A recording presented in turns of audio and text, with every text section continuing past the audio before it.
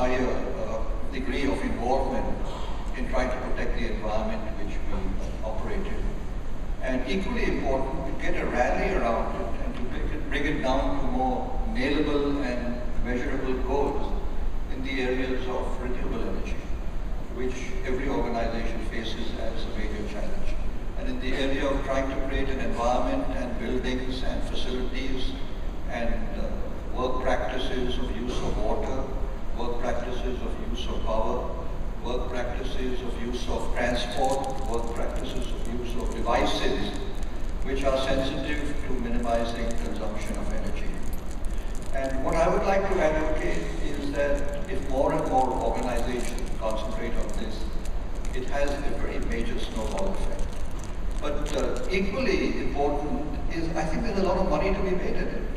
You know, we first started building sensitivity to sustainability primarily because we figured, how do we bring down our energy costs? How do we bring down our cost of operations?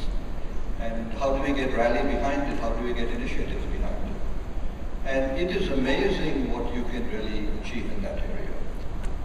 And the paybacks are very quick, the results are very observable, and it has a lot of societal as well as employee support as one goes forward.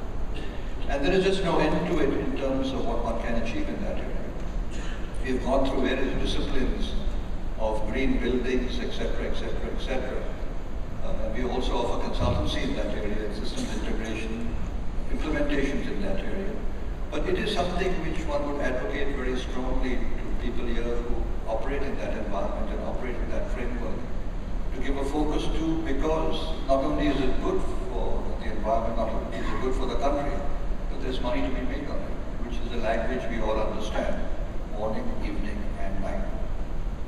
The second area as a company which we have focused on, which I think is a huge national challenge, and we took it up as a priority for a single-minded focus both in Wipro Limited as well as in our foundation, was in the area of primary education.